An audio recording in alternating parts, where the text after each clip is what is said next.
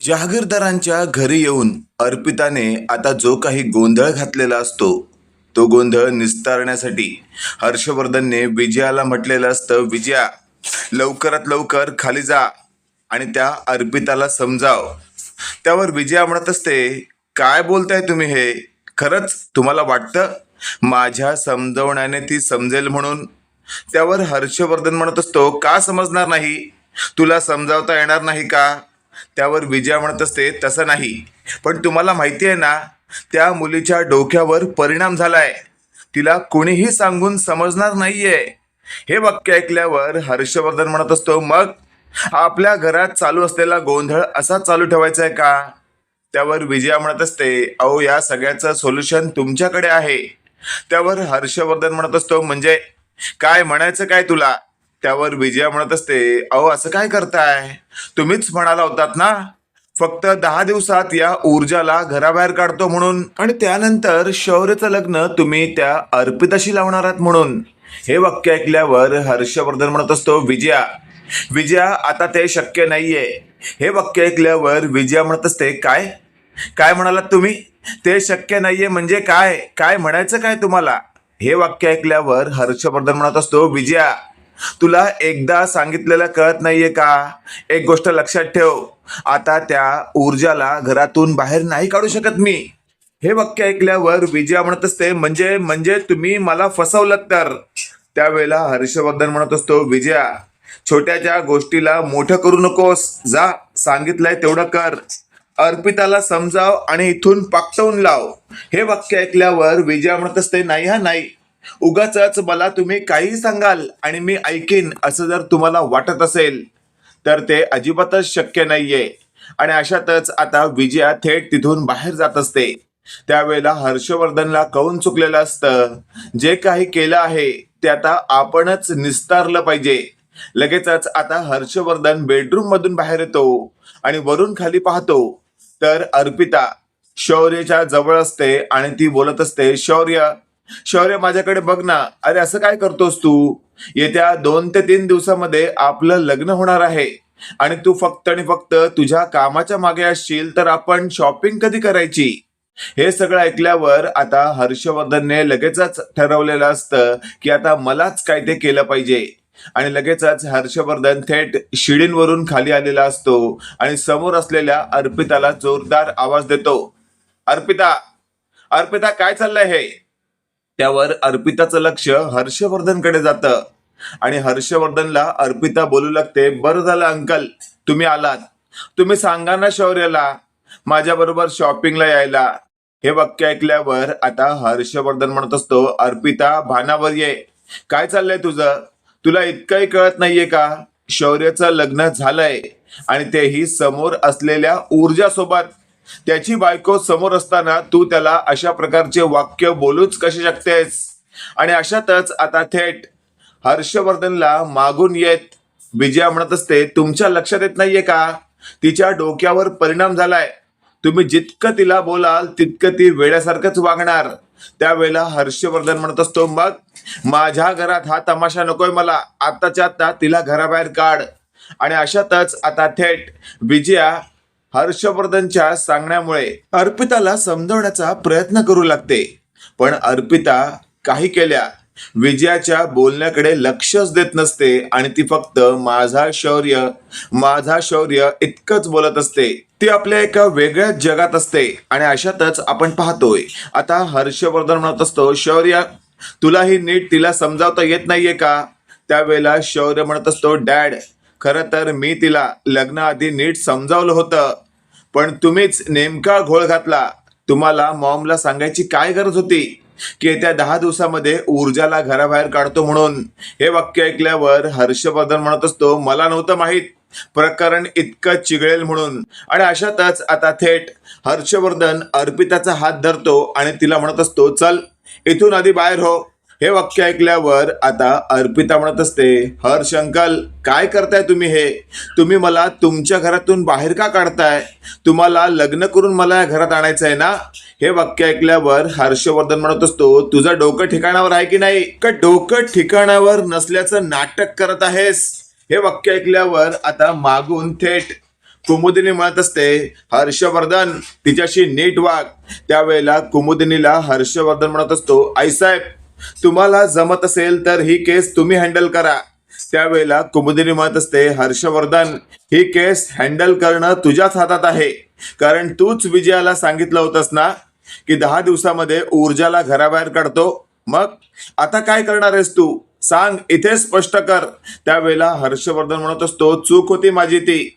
मी विजयाला अशा प्रकारचं वक्तव्य करायला नको हवं होतं. मला कळून चुकलं आहे. शौर्यासाठी ऊर्जाच अगदी या घरातली सून म्हणून योग्य आहे. आणि अशातच आता ऊर्जाला हे वाक्य ऐकून खूप बरं वाटलेलं असतं आणि कुमुदिनीलाही. अशातच आता अर्पिता म्हणत असते, हर्ष अंकल तुम्ही शब्द दिलाय माझ्या पप्पांना की येत्या 10 दिवसामध्ये तुम्ही ऊर्जाला घराबाहेर काढणार आहात. कधी काढताय सांगा लवकर. त्यावर हर्षवर्धन म्हणत असतो, भानावर ये, काय चाललंय तुझं. आता काही केल्या अर्पिता भानावरच येत नाहीये. ती थेट शौर्याच्या जवळ जात असते आणि त्याला खेचत असते. आणि अशातच आता शौर्य खूप चिडलेला असतो. पण हर्षवर्धनने जवळ जात अर्पिताला सणसणीत कानाखाली मारलेली असते आणि थेट अर्पिता जाऊन बाजूच्या सोफ्यावर पडलेली असते. सगळेच आता एकदम शॉक झालेले असतात. अशातच आता हर्षवर्धन बोलू लागतो, कधीपासून समजावतोय तुला, पण तू काही समजून घेण्याच्या परिस्थितीत दिसत नाहीयेस. एक गोष्ट लक्षात ठेव, या घरात पुन्हा पाऊल ठेवायचं नाही. आत्ताच्या आत्ता या घरातून चालती हो. हे सगळं ऐकल्यावर आता अर्पिता बोलू लागते, म्हणजे तुम्ही मला या घरची सून करणार नाहीये तर, म्हणजे आतापर्यंत तुम्ही माझ्या भावनांशी खेळत आलात. हे सगळं ऐकल्यावर आता हर्षवर्धन म्हणत असतो, एक गोष्ट लक्षात ठेव, या घरातली सून फक्त आणि फक्त ऊर्जाच असू शकते. कारण माझा मुलगा तिच्यावर प्रेम करतो आणि ती सुद्धा माझ्या मुलावर प्रेम करते. तू करत असशील माझ्या मुलावर प्रेम, पण लक्षात ठेव, जर माझाच मुलगा तुझ्याशी लग्न करणार नसेल, तुझ्यावर प्रेम करणार नसेल, तर काय अर्थ आहे या नात्याला. तेवढंच आपण पाहतोय आता अर्पिताला हाताला धरून घराबाहेर काढणाऱ्या हर्षवर्धन समोर अचानकपणे आमदार शिर्के आलेला असतो. अचानकपणे आलेल्या आमदार शिर्केला पाहून हर्षवर्धनची चांगलीच बोबडी वळते. आणि अशातच आता थेट आमदार शिर्के बोलू लागतो, काय वकील साहेब, काय चाललंय हे सगळं. माझ्या मुलीला हाताला धरून तुम्ही चक्क घराबाहेर काढताय. आणि अशातच आता हर्षवर्धनला नेमकं काय बोलावं सुचत नसतं. आणि अशातच आपण पाहतोय अर्पिता बोलू लागते, पप्पा या लोकांनी आपल्याला फसवलंय. यांनी मला आत्ता कानाखाली मारली आणि मला घरातून बाहेर सुद्धा काढत आहेत. हे सगळं वाक्य ऐकल्यावर आता हर्षवर्धनला कळून चुकलेलं असतं की आता आमदार शिर्के हा शांत राहणार नाही. हा नक्कीच काही ना काही तमाशा करणार आणि आपल्याला उद्ध्वस्त करण्याचा प्रयत्न करणार. आता परिस्थितीला सावरण्यासाठी थेट कुमुदिनी पुढे आलेली असते. ती म्हणत असते, शिर्के या तुम्ही बसा, मी तुम्हाला सगळं काही समजावते. त्यावर शिर्के म्हणत असतो, काय समजावणार आहात तुम्ही. जे काही मला दिसतंय त्यावरनं हे क्लिअर आहे, तुम्ही माझ्या बरोबर एक वागताय आणि माझ्या मुलीबरोबर दुसरं. लक्षात ठेवा, सगळ्या जहागीरदारांना संपवायला मला फारसा वेळ लागणार नाही. त्यामुळे माझ्या मुलीला दिलेला शब्द तुम्हाला पाळावाच लागणार आहे. आणि अशातच आता अर्पिता बोलत असते, पप्पा खरंच तुम्ही अगदी बरोबर बोलताय. मला माझ्या शौर्यशीत लग्न करायचं आहे आणि तुम्ही मला शब्द दिला होता. त्यावर अर्पिताला आता जवळ घेत आमदार शिर्के म्हणत असतो, नको काळजी करूस तू, तुझं लग्न शौर्य हर्षवर्धन जहागीरदार सोबतच होणार. आणि अशातच आता थेट तेवढ्यात आपण पाहतोय आता कुमुदिनी पुढे आलेली असते. ती म्हणत असते, शिर्के काय चाललंय तुमचं हे. स्वतःच्या मुलीवर झालेला परिणाम तुम्हाला दिसत नाहीये का. आणखी तुम्ही तिला वेडपट करणार आहात का. आत्ताच तिच्यावर तुम्ही चांगले उपचार करून तिला बरं करू शकता, पण तुम्ही तिला नको ते स्वप्न दाखवून तिला आणखीनच नको त्या खाईमध्ये लोटत आहात. त्यावर आमदार शिर्के म्हणत असतो, कुमुदिनी मॅडम एक गोष्ट लक्षात ठेवा, तुम्हाला बोलायला सोपं जात आहे, पण बाप म्हणून मला माझ्या मुलीचं वागणं अगदीच योग्य वाटतंय. तुम्ही तिला आत्तापर्यंत जी काही स्वप्न दाखवली होती ती पुरी झालीच पाहिजेत, नाहीतर नेस्तनाभूत करून टाकेन सगळ्या जहागीरदारांना. आता ही धमकी आमदार शिर्केने दिल्यानंतर हर्षवर्धनला खूपच टेन्शन आलेलं असतं, कारण हर्षवर्धनला माहिती आहे आमदार शिर्केचे हात कुठपर्यंत पोहोचलेले आहेत. आणि अशातच आपण पाहतोय आता आमदार शिर्केने स्वतःच्या मुलीला म्हणजेच अर्पिताला थेट आपल्या गाडीत बसवत तिथून घरी नेलेलं असतं. अर्पिता घरी जाता जाता बोलत असते, पप्पा पप्पा मला हर्ष अंकलवर आता अजिबातच विश्वास नाहीये, पण तुमच्यावर आहे. तुम्ही माझं लग्न शौर्यशी लावणार आहात ना? त्यावर आमदार शिर्के म्हणत असतो, काळजी करू नकोस, तुझा हा पप्पा हे जग तिकडचं इकडं करून टाकेल, आग लावून टाकेल या जगाला, पण तुला तुझ्या मनासारखाच शौर्य मिळवून देणार. हे सगळं ऐकल्यावर आता अर्पिता खूपच खुश झालेली असते. इकडे आपण पाहतोय आता ऊर्जाला थेट हर्षवर्धन म्हणत असतो, ऊर्जा बेटा नको काळजी करूस तू, आत्तापर्यंत तुझ्यावर जो काही अन्याय झालाय ना तो यापुढे मी होऊ देणार नाहीये. भले तो आमदार शिर्के कितीही मोठ्या ओळखीतला निघाला असला तरी तुला मी आता या घरातून कुठेच जाऊ देणार नाही, आणि तू माझ्या शौर्याची बायको शोभतेस. हे सगळं ऐकल्यावर विजया लगेचच आता हर्षवर्धनच्या जवळ येते आणि ती बोलू लागते, काय काय बोललात तुम्ही आता? हे म्हणजे तुम्ही माझ्याबरोबर एक वागता आणि इकडे दुसरं वागता? का असं करताय तुम्ही? ज्यावेळी ऊर्जाला या घरात पहिल्या दिवशी मी आणलं होतं, त्यानंतर तुम्ही माझ्याशी जो काही राडा घातला होता आठवतंय ना तुम्हाला? त्यानंतर माझ्या मनात तुम्ही ऊर्जाबद्दल बरंचसं विष कालवलात आणि आता अचानकपणे सगळी पलटी मारून सगळ्यांसमोर मला नालायक ठरवताय तुम्ही. त्यावर लगेचच आपण पाहतोय कुमुदिनी म्हणत असते, विजया विजया परिस्थितीच तशी होती, आता परिस्थितीनुसार तू सुद्धा बदल. त्यावर ऊर्जाला आता बाजूला करत विजया म्हणत असते, आईसाहेब मला ही सून म्हणून अजिबातच पसंत नाहीये आणि हिला मी सून म्हणून स्वीकारणारच नाहीये. त्यावर हर्षवर्धन म्हणत असतो, विजया बस झालं, काय चाललंय तुझं? अगं किती आटापिटा करणार आहेस तू?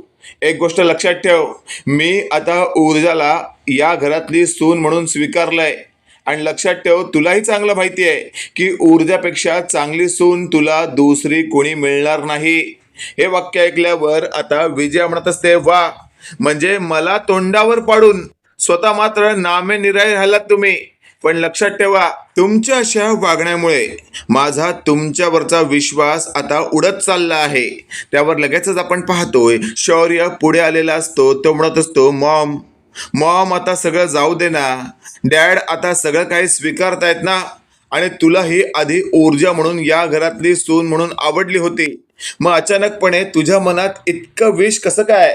त्यावर लगेचच आपण पाहतोय आता ऊर्जाला या घरातली सून जर करणार असाल आणि तिला जर घरातून बाहेर काढणार नसाल तर मला या घराबाहेर जावं लागेल, असं जेव्हा विजयाने म्हटलेलं असतं त्यावेळेला मात्र हर्षवर्धन म्हणत असतो, विजया आता अति करतेस तू. मी तुला एवढं समजावतोय तरी तू समजून घेत नाहीस, आणि जर तुला असंच वागायचं असेल ना तर खरंच जा, काही दिवस तरी तू घराबाहेर जा, मग तुला या घरातली किंमत कळेल. असं जेव्हा आता हर्षवर्धनने म्हटलेलं असतं, विजयाला कळून चुकलेलं असतं की हा हर्षवर्धन तर आपल्याला प्रत्येक क्षणी फाट्यावरच मारत आहे. आता मात्र आपल्याला या घरात काडीचीही किंमत उरलेली नाहीये, त्यामुळे आपण जे काही बोललं पाहिजे ते अगदी जपून बोललं पाहिजे. आणि अशातच आपण पाहतोय आता विजया जाऊन कोपऱ्यात बसते. तेवढ्यात कुमुदिनी तिथे जाते आणि ती काही बोलणार, तेवढ्यात ऊर्जाने कुमुदिनीला म्हटलेलं असतं, आजी तुम्ही थांबा. आणि ऊर्जा विजयाकडे जाते आणि बोलत असते, आई आई मला तुमच्याशी बोलायचं आहे. त्यावर लगेचच आता विजया म्हणत असते, लाडी गोडी लावण्याचा प्रयत्न करू नकोस. लक्षात ठेव, तुला जर असं वाटत असेल की तू मला लाडी गोडी लावशील आणि मी या तुला घरातली सून म्हणून स्वीकारेन तर अजिबात शक्य नाहीये. त्यावर ऊर्जा म्हणत असते, आई मला तसं नाही म्हणायचं आहे. तुम्ही मला या घरातली सून स्वीकारा किंवा नका स्वीकारू, त्याच्याशी माझं काही घेणं देणं नाहीये, पण तुमच्या मनात माझ्याबद्दल एवढा राग का आहे? हे वाक्य ऐकल्यावर मात्र विजयाला आता थेट उत्तरच देता येत नसतं आणि ती चांगलीच गोंधळलेली असते. त्यावर लगेचच आपण पाहतो शौर्य देखील पुढे आलेला असतो. तो म्हणत असतो, बोल ना मॉम, आता ऊर्जाने जे काही विचारलंय त्याचं उत्तर दे. मला सांग ना, खरंच ऊर्जाबद्दल तुझ्या मनात एवढा राग का आहे? त्यावर मात्र विजया आता स्वतःशीच बोलत असते, अगदी बरोबर प्रश्न विचारला हिने. खरंच माझ्या मनात ऊर्जाबद्दल एवढा राग का आहे? खरं तर माझ्या मनात एक वेळ या दिव्याबद्दल राग असता तर गोष्ट वेगळी आहे. पण ऊर्जा तर मुळातच खूप चांगली आहे आणि मी जर तिच्याशी असं वागत असेन तर ती जे मला विचारते त्यात चुकीचं काहीच नाहीये. आणि अशातच आपण पाहतोय आता विजयाच्या चेहऱ्यावरनं स्पष्ट दिसत असतं की तिच्याकडे काहीच उत्तर नाहीये. त्यावर लगेचच आपण पाहतोय कुमुदिनी बोलू लागते, विजया, तुझं मन एवढं निर्मळ आहे ना की तू तुझ्या मनामध्ये पाप किंवा कोणाविषयी चुकीचं काही ठेवूच शकत नाही. बघ तुझ्या चेहऱ्यावरनं स्पष्ट दिसतंय की तू ऊर्जाला मनापासून सून म्हणून स्वीकारलंयस. हे वाक्य ऐकल्यावर मात्र आता विजया रडू लागते आणि म्हणत असते, हो, खरंच अगदी बरोबर बोलता आईसाहेब तुम्ही. पहिल्या दिवशी ज्या वेळेला मी तिला देवळात नया घरी आणली होती ना त्याच वेळेला असं वाटलं होतं की माझ्या शौर्यासाठी हीच मुलगी योग्य आहे आणि तीच मुलगी माझ्या शौर्याने घरी आणली तरीही मी तिचा दूतावास करते. खरंच लाणत आहे माझ्यावर. असं तसं बोलून आता विजया रडत असते. त्यावेळेला ऊर्जा म्हणत असते, आई नका रडू तुम्ही, खरंच तुम्ही या घरातल्या प्रमुख आहात, आजी नंतर हा. असं बोलून आता थेट आजीलाही विजयाच्या सुनेने खुश केलेलं असतं. आणि अशातच आपण पाहतोय आता कुमुदिनी म्हणत असते, बघ विजया बघ, खरंच तुला एवढी जबरदस्त सून लाभली आहे ना की जी तुझा मान ठेवते. हे वाक्य ऐकल्यावर आता थेट हर्षवर्धन म्हणत असतो, हो मान ठेवते, पण मोठ्या सुनेला मान कसा ठेवावा हेच कळत नाही. असा टोमणा जेव्हा हर्षवर्धनने मारलेला असतो त्यावेळेला दिव्या चांगलीच कोलमडलेली असते. तिला कळून चुकलेलं असतं आपल्याला या घरामध्ये काडीचीही किंमत नाहीये. त्यावर लगेचच आपण पाहतोय आता आदित्य हसू लागतो आणि अशातच आता सगळे बोलत असतात, अगदी बरोबर आहे तुमचं, चला आता जे काही आहे ते चांगलं होऊ दे. मित्रांनो, काय वाटतंय तुम्हाला? खरंच येत्या काळामध्ये आपल्याला या मालिकेमध्ये आणखी काही वेगळं पाहायला मिळू शकतं का? कमेंट करून नक्की कळवा आणि असेच नवनवीन अपडेट पाहण्यासाठी व्हिडिओला लाईक आणि चॅनलला नक्की सबस्क्राईब करा. धन्यवाद.